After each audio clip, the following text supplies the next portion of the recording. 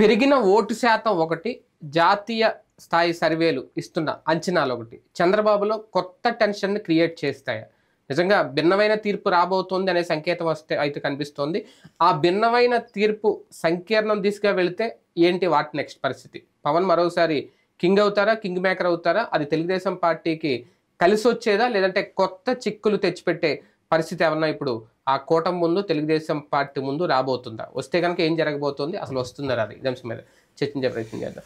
Sir, ఆ exit polls అన్నింటినీ అంటే ఎవరికి నచ్చిని వాళ్ళు తీసుకుంటున్నారు, ఎవరికి అనుకూలంగా తీసుకుంటున్నారు. కానీ జాతీయ స్థాయి సర్వేలు చూసేటప్పటికి కొంచెం శాంటిటీని గమనిస్తారు కాబట్టి ఇప్పుడు టైమ్స్ నౌ లాంటి సర్వేలు తీసుకున్న వన్ సైడ్ అయితే ఎవరు ఇవ్వలేదు. వీళ్ళు మరీ విచిత్రంగా ఒక రకంగా ఒక టఫ్ ఫైట్ ఇద్దరి మధ్య కనిపించి ఒక సంకీర్ణం దిశగా ఏమన్నా ఫలితాలు వస్తాయేమో అనే ఒక అంచనాలు, ఎంతవరకు ఆ అంచనాలు మన పరిగణలో తీసుకోవచ్చు? ఇండియా టుడే మై యాక్సిస్ కొంచెం విశ్వసనీయ సర్వేనే, కాకపోతే కొన్నిసార్లు ఫెయిల్ అయింది కూడా. 80% యాక్యురసీ చెప్పాలి. ఇప్పుడు మన 2023లో ఛత్తీస్గఢ్లో కాంగ్రెస్ వస్తుందని ఇచ్చింది, బీజేపీ వచ్చింది. అట్లాగే రాజస్థాన్లో కాంగ్రెస్ వస్తుందని ఇచ్చింది, బీజేపీ వచ్చింది. మధ్యప్రదేశ్లో హంగ్ వస్తుందని ఇచ్చింది, బీజేపీ వచ్చింది. అంతకుముందు బెంగాల్లో ఫెయిల్ అయింది, బెంగాల్లో బీజేపీ వస్తుందని ఇచ్చింది, అక్కడ తృణమూల్ కాంగ్రెస్ వచ్చింది. పంజాబ్లో బీజేపీ వస్తుందని ఇచ్చింది, బీజేపీ కూటమి వస్తుందని ఇచ్చింది, ఫెయిల్ అయింది అక్కడ. కాబట్టి కొన్ని లెక్కలు కొన్నిసార్లు ఫెయిల్ అవుతాయి. కానీ నిన్న ఈ ట్రిప్ ఇచ్చిన దాంట్లో అరుణాచల్ ప్రదేశ్, సిక్కిం కరెక్ట్ అయింది. వాళ్ళు ఇచ్చినటువంటి దాదాపుగా సేమ్ టు సేమ్ అయింది. కాబట్టి అదే నిజమైతే గనక ఓ రకంగా తెలుగుదేశం పార్టీకి పరీక్షాయుతమైన వాతావరణం. ఎందుకంటే వాళ్ళు ఎంత ఇచ్చారు, 77 నుంచి 98 దాకా ఇచ్చినట్టు. 77 నుంచి 98 అంటే 75, 77 నుంచి ఇచ్చినట్టున్నారు. 98 ఓ రకంగా చెప్పాలంటే సంకీర్ణం వైపుకి వెళ్తున్నట్టు. తెలుగుదేశానికి ఇంతవరకు సంకీర్ణ ప్రభుత్వం అలవాట్లేదు. జాతీయ సంకీర్ణాలని నడిపిన చరిత్ర ఉంది. యునైటెడ్ ఫ్రంట్, నేషనల్ ఫ్రంట్ ఇట్లాంటివి నడిపిన చరిత్ర ఉంది. సంకీర్ణాల భాగస్వామ్యం చరిత్ర ఉంది. ఉమ్మడి ఆంధ్రప్రదేశ్ లో కూడా సంకీర్ణ ప్రభుత్వాలు ఏర్పడ్డాయి ఎప్పుడైనా? లేదు, ఇంతవరకు లేదు. ఇప్పుడు ఎన్డీఏగా చూస్తే ఎన్డీఏలో 2 సార్లు కూడా ప్రభుత్వంలో పార్ట్ గా ఉంది. సంకీర్ణ ప్రభుత్వాల్లో భాగస్వామ్యం అయ్యింది, కానీ తను సంకీర్ణ నడపల. 2014లో సంకీర్ణమే నడిపింది, కానీ ఫుల్ మెజార్టీ వచ్చి బీజేపీ వాళ్ళకి ఒక ఇద్దరికి ఛాన్స్ ఇచ్చింది. ప్రభుత్వం సంకీర్ణ ప్రభుత్వమే, కానీ పూర్తి మెజార్టీ వచ్చి ఇప్పుడు లైక్ మొన్న ఇప్పుడున్న మోడీ ప్రభుత్వం టైపు 2014-19 తర్వాత వాజ్పేయి టైంలో వచ్చేటప్పటికి సంకీర్ణం, బీజేపీకి ఫుల్ మెజార్టీ లేదు, సంకీర్ణ పక్షాలను కలుపుకెళ్ళటం. అదే 2014 తర్వాత అయితే పేరుకి సంకీర్ణమే, పార్టీ ఏదనుకుంటే అది అట్లాగుంది. అంటే కొంతమందికి అవకాశం ఇచ్చినట్టు. ఇప్పుడు ఇక్కడ వీళ్ళ సర్వే లెక్క ప్రకారం చూస్తున్నది ఏంటంటే ఓ విచిత్రమైనటువంటి ఈక్వేషన్ ఉంది. 44% ఓట్లు వైసీపీకి వస్తాయట. మొత్తం అందరిలో హైయెస్ట్ ఓట్లు వచ్చేది వైసీపీకి. 44% హైయెస్ట్, ఇంకా అదే హైయెస్ట్ 44. తెలుగుదేశానికి 42% ఓట్లే వస్తాయట. 2% తగ్గుతాయి. సీట్ల పరంగా వీళ్ళకి 55 నుంచి 77 అట. అదే వీళ్ళకి వచ్చేటప్పటికి 77 నుంచి 98 అట. ఇది ఒక కంప్లీట్ సందిగ్ధత. చాలా పెద్ద సందిగ్ధత. నెంబర్ 1. నెంబర్ 2, కూటమిగా 51% ఓట్లు, 7% జనసేనకి, 2% బీజేపీకి కలిపి అదొక 9, ఇదొక 42, కాబట్టి 51 అని చెప్తోంది. అది ఒక పెద్ద సంక్లిష్టత. ఎందుకంటే 7% ఓట్లు రావడం అంటే జనసేనకి నియోజకవర్గానికి 120,000 ఓట్లు రావాలి. అది ల్యాండ్ స్లైడ్ జనసేనకి అప్పుడు ఒక ఆస్పెక్ట్ లో చెప్పాలంటే. అప్పుడు కేకే సర్వే చెప్పినట్టు 21 గెలిచిన ఆశ్చర్యపోనక్కర్లేదు జనసేన. ఇప్పుడు వీళ్ళు కూడా 18 నుంచి 19 ఇచ్చారు జనసేనకి. ఎక్కువ గెలవచ్చు కూడా ఈ దఫా, ఎందుకంటే కాప్ సెగ్మెంట్లలో తెలుగుదేశం ఓటర్ కూడా ఖచ్చితంగా టర్న్ అయ్యారు. ఇప్పుడు సరిగ్గా చెప్పాలంటే తెలుగుదేశం వాళ్ళు ఏం ప్రార్థిస్తున్నారంటే దేవుణ్ణి 90 నుంచి 100 సీట్లు తెలుగుదేశానికి రావాలి, కూటమిగా జనసేన వాళ్ళకిద్దరికి కలిపి జనసేనకు 10 సీట్లు వచ్చి బీజేపీకి 2-3 సీట్లు వచ్చి ఉండాలి, అధికారం మాత్రం కూటమికి రావాలి అని ప్రార్థిస్తున్నారు. జనసేన వాళ్ళు ఏం ప్రార్థిస్తున్నారు, 75 నుంచి 80 తెలుగుదేశానికి వచ్చి 18 నుంచి 20 తాము గెలవాలని కోరుకుంటున్నారు. బీజేపీ కూడా 4 నుంచి 10 రావాలని వాళ్ళు కోరుకుంటున్నారు జనసేన. మరి భారతీయ జనతా పార్టీ వాళ్ళు ఏం ప్రార్థిస్తున్నారు? చంద్రబాబుకి 70 దగ్గర ఆగిపోయి ఈ 34 వీళ్ళు గెలవాలని కోరుకుంటారు. 31 అంటే వీళ్ళిద్దరి మీద ఆధారపడాలని వీళ్ళిద్దరు కోరుకుంటారు. వీళ్ళిద్దరి మీద ఆధారపడకూడనటువంటి ప్రభుత్వం తమకు కావాలని తెలుగుదేశం కోరుకుంటారు. నిజంగా టీడీపీకి డిపెండబుల్ సిచ్యువేషన్ అనేది వస్తే, ఒకవేళ ఇన్ కేస్ వస్తే ఎవరిది కీ రోల్ అవుతుంది? బీజేపీ జనసేన ఇద్దరు దాన్ని ఆ క్రెడిట్ తీసుకోవాలనుకుంటారా, లేదంటే జనసేనకు మాత్రమే ఆ క్రెడిట్ దక్కుద్దా? అది తర్వాత నాయకులు మాట్లాడే దాన్ని బట్టి ఉంటది. ఒక ఆస్పెక్ట్ అంటే వచ్చిన సీట్లను బట్టి కూడా ఉంటదేమో కదా. అదే అనేది పర్సంటేజ్ ఆఫ్ విన్నింగ్ ని బట్టి ఉంటుంది. ఇప్పుడు జనసేన కనుక వీళ్ళు ఇచ్చిన సర్వే ప్రకారం 18-20 గెలిచింది అనుకోండి, 90% వచ్చినట్టు. అప్పుడు తెలుగుదేశం పార్టీ వీళ్ళు చెప్పిన 70-90 దగ్గర వచ్చింది అనుకోండి, 50% వచ్చినట్టు కదా. 50 to 60%. అంటే నీ విన్నింగ్ రేషియో కంటే నా విన్నింగ్ రేషియో ఎక్కువ ఉంది అన్నటువంటిది ఉంటుంది. బీజేపీకి గనక 4 నుంచి 6 అంటున్నారు వీళ్ళు, అది జరిగిందంటే 40 to 60%. అంటే అప్పుడు తెలుగుదేశంతో సమానం వచ్చినట్టు. అప్పుడు నువ్వు నన్ను గెలిపించేది ఏంటి అంటారు వాళ్ళు కూడా. అంటే అవి ఇప్పుడే రావు. ఫస్ట్ అయితే కూటమిగా జట్టు కట్టుకుని అందరూ కూడా పురంధేశ్వరైనా పవన్ కళ్యాణ్ అయినా చంద్రబాబు అంటే గౌరవంగానే ఉన్నారు కాబట్టి ఏ ప్రాబ్లం రాదు. భవిష్యత్తులో ఎక్కడన్నా మాట తేడా వచ్చిందా ఇదంతా వస్తాయి. అంటే ముందు అవకాశం బాబు గారికి ఇచ్చేస్తారు ఖచ్చితంగా. నేను అనుకోవడం ఏంటంటే అలాంటి సంకీర్ణం వస్తే ఫస్ట్ చంద్రబాబు గారు 1 ఏడాది 2 ఏళ్ళు పరిపాలించేసి తర్వాత లోకేష్కి ఇచ్చి 1 ఏడాదిన్నర, లాస్ట్ ఏడాదిన్నర పవన్ కళ్యాణ్కి ఇస్తారు. అలా ఒప్పుకుంటారా? ఎందుకు ఎవరు? పవన్ కళ్యాణ్ అయితే అసలు తను సీఎం కావాలని అనుకోలేదు కదా, ఇస్తే హ్యాపీ కదా. అప్పుడు దానికి ఒక రీజన్ ఉంటుంది. సంకీర్ణం అన్నటువంటిది స్పష్టమైన ప్రభుత్వం ఎప్పుడూ నడపలేదు, అది క్లియర్. అంటే 18-19 సీట్లు వస్తే దాదాపు 80-90% జనసేన విన్నింగ్ అయిపోయినట్టే కదా. అంతే. అప్పుడు వాళ్ళు మెజారిటీ రోల్ పోషించాలని ఎందుకు అనుకోరా? అంటే మొత్తం మీద లెక్క కదా. అప్పుడు అదే మొత్తం మీద లెక్క వాళ్ళు 22 వాళ్ళు లెక్కేసుకుంటారు అంతే. 22 గెలిస్తే 100% విన్. అసలు రాష్ట్రంలో లెక్కలు ఎట్లా ఉండవు కదా. బేసిక్ గా వాళ్ళకి తీసుకున్నది ఎక్కడ వాళ్ళకి బలం ఉన్న చోట తీసుకున్నారు, మిగతా చోట్ల బలం లేకనే కదా ఆగింది. కాబట్టి ఆ ప్రాబ్లం కాదు. సంకీర్ణం వస్తే పెద్ద సమస్య ఏమవుతుందంటే అటు ఏ డెసిషన్ కైనా సరే ఖచ్చితంగా ఇప్పుడు అనుకోండి 90-100 వచ్చినాయి అంటే ప్రాబ్లం లే, నిర్ణయం తెలుగుదేశాన్ని, మిగతా వాళ్ళతో సంప్రదింపులు జరుగుతుంది. అదే కనుక అట్లా కాకుండా జరిగింది అనుకోండి పెద్ద రచ్చ నడుస్తుంది. ఈ ప్రతి దాంట్లో వివాదం అవుతుంది, ప్రతి దాంట్లో రచ్చ క్రియేట్ చేసే ప్రయత్నం జరుగుతుంది. ఇంకోటి మెజారిటీ పర్సంటేజ్ కనుక జనసేనకు వచ్చి తెలుగుదేశం కనుక డిపెండబుల్ అయితే పవన్ కళ్యాణ్ పలు డిమాండ్లు పెడతారు. ఆ డిమాండ్లు ఆచరణలో పెట్టడం. ఇప్పుడు రేపు పొద్దున ఫర్ ఎగ్జాంపుల్ తలకు 10 లక్షల రూపాయలు ఇవ్వమన్నటువంటిది చంద్రబాబు గారు దాన్ని ఎట్లా ట్విస్ట్ చేయించారు? ఇండస్ట్రీ పెట్టేవాడికి 10 లక్షల సబ్సిడీ అని. వాస్తవంగా ఈయన చెప్పింది ఏంటి? 15 లక్షలు ఇచ్చి 500 మందిని ఉపాధి ఇప్పిస్తామని. అది ఎట్లాగా?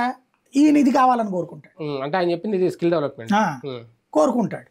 అక్కడ తేడా వస్తుంది బేసిక్ గా. ఇట్లాంటి కొన్ని డిమాండ్ చేస్తాడు. ఆర్థిక పరిస్థితులు రీత్యా తీర్చలేమంటే ఎందుకు తీర్చలేము, మీరు అనుభవం ఉన్నది ఆ మాత్రం చేత కదా అంటాడు. కాబట్టి అవి ఫ్యూచర్లో వస్తాయి. కానీ నాకు తెలిసి జరిగేటటువంటిదల్లా చివరిలో పవన్ కళ్యాణ్కి ఇవ్వడమా లేకపోతే మొదటే పవన్ కళ్యాణ్కి ఇవ్వడమా?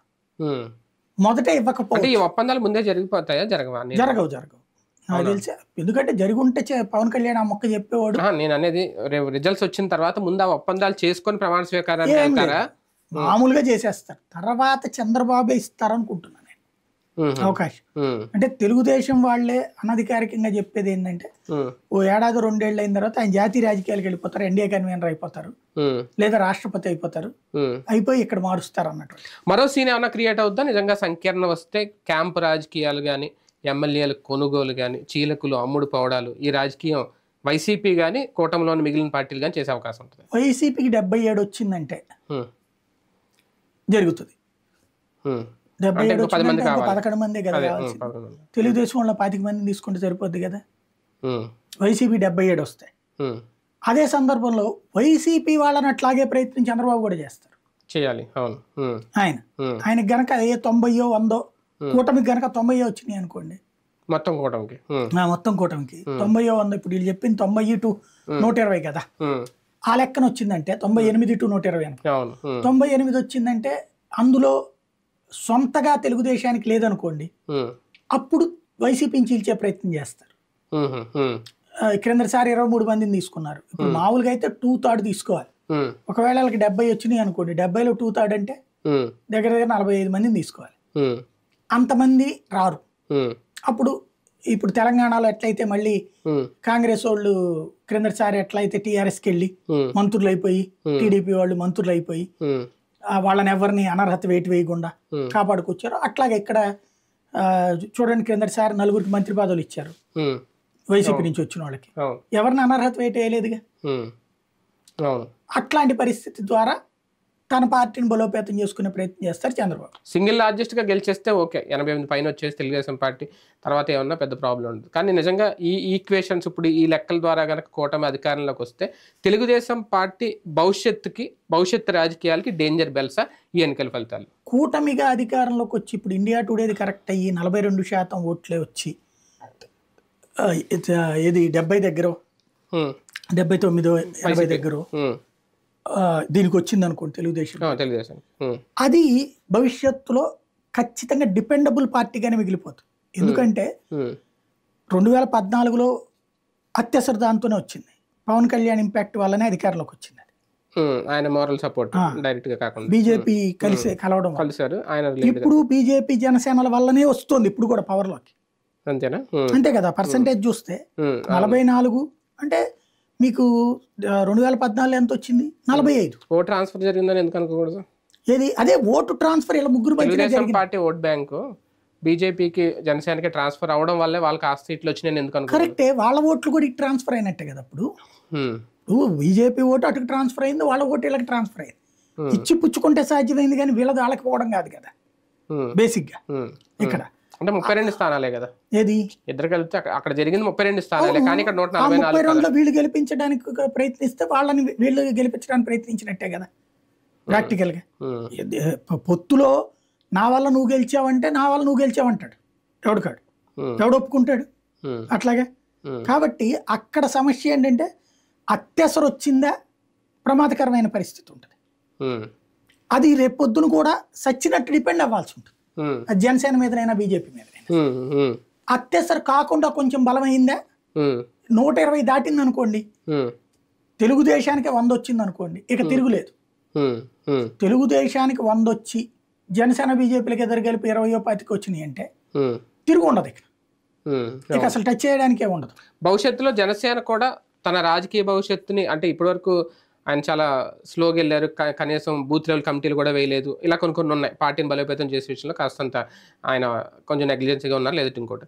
ఇప్పుడు అది బూస్ట్ అవుతుందా సంకీర్ణం ద్వారా? ఓకే, ఇంక ఒక 1 year సీఎం ఇచ్చిన, లాస్ట్ ఇచ్చిన ఏవచ్చినా పార్టీని బలోపేతం చేసుకోవడానికి ఎన్నికల ఫలితాలు కూడా ఒక కారణం అవుతాయి ఆయనకి. ఖచ్చితంగా చేస్తాడు. ఎందుకంటే ఇంతకు ముందు ఎందుకు చేయలేదంటే భయపడ్డాడు.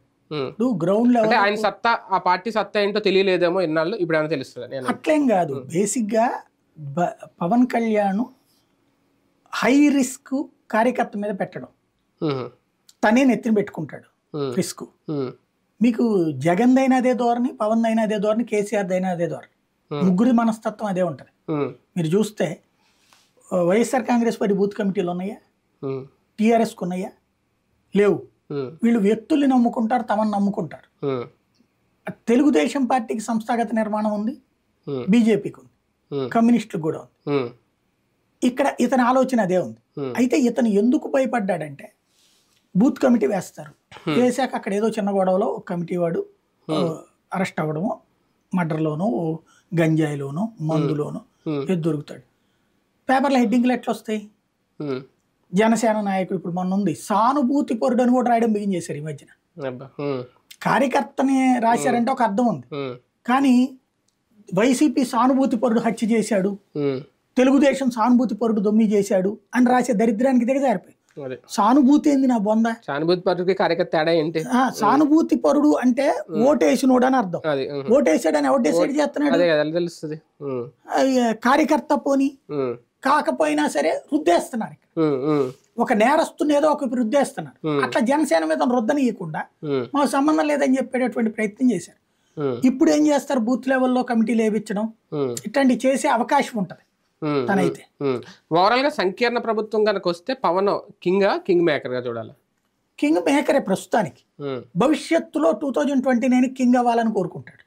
అప్పుడు ఏమంటాడు, ఇండివిజువల్ గా కాదు, అప్పుడు కూటమిగానే తెలుగుదేశాన్ని నాకు మద్దతు ఇవ్వండి అంటాడు. మీ క్రిందసారి మద్దతు సీఎం చేశాను కదా నేను, 2029లో నన్ను సీఎం చేయండి మీరు. ఇప్పుడు మీ పర్సంటేజ్ పరంగా చూస్తే మీకు వచ్చింది 42, మీరు గెలిచింది పర్సంటేజ్ తక్కువ నాకంటే కూడా అంటాడు అప్పుడు ఖచ్చితంగా. అంటే బీజేపీ జనసేన కలిసి ఏమన్నా వ్యూహం రచిస్తాయని ఇద్దరు కలిసి అత్యవసరం వస్తే గనక ఖచ్చితంగా ఇక తెలుగుదేశం డిపెండబుల్ సోర్స్ గానే ఉండాల్సి వస్తుంది. బీజేపీ అధినాయకత్వం ఇన్వాల్వ్ అవుతుంటది, ఎక్కడ ఎప్పుడు చెక్ పెట్టాలో పెడతా ఉంటుంటది. తెలుగుదేశం వాళ్ళని ఇటు చేర్చుకునేటటువంటి ఉన్న ఆశ్చర్యపోనక్కర్లేదు. సంకీర్ణం రాకూడదని మనస్ఫూర్తిగా ప్రార్థన చేస్తుంటారు చంద్రబాబు గారి అభిమానులు, తెలుగుదేశం వాళ్ళు. అంతేకాక ఏదో రకంగా గట్టెక్కుదాం, ఏదో రకంగా గవర్నమెంట్ ఫామ్ చేద్దాం అయితే ఉండదు. గవర్నమెంట్ ఫామ్ చేయాలి, బాబు గారికి ఫుల్ మెజారిటీ రావాలి, అదే సంకీర్ణం ద్వారా ఫామ్ చేయాలన్న కోరిక ఆశ అయితే ఉండదు టీడీపీకి. రైట్, చూద్దాం నిజంగా ఆ తరహా ఫలితాలు మనం చూస్తే ఆంధ్రప్రదేశ్లోనే కాదు ఉమ్మడి ఆంధ్రప్రదేశ్లో కూడా ఫస్ట్ టైం ఇదొక రాజకీయ చరిత్ర అవుతుంది భవిష్యత్తులో చెప్పుకోవడానికి. మరి ఏం జరుగుద్ది ఏంటి, ఎవరు కింగ్ అవుతారు, ఎవరు కింగ్ మేకర్ అవుతారు ఆ పరిస్థితి వస్తే వేచి చూద్దాం మరి కొద్ది గంటలు.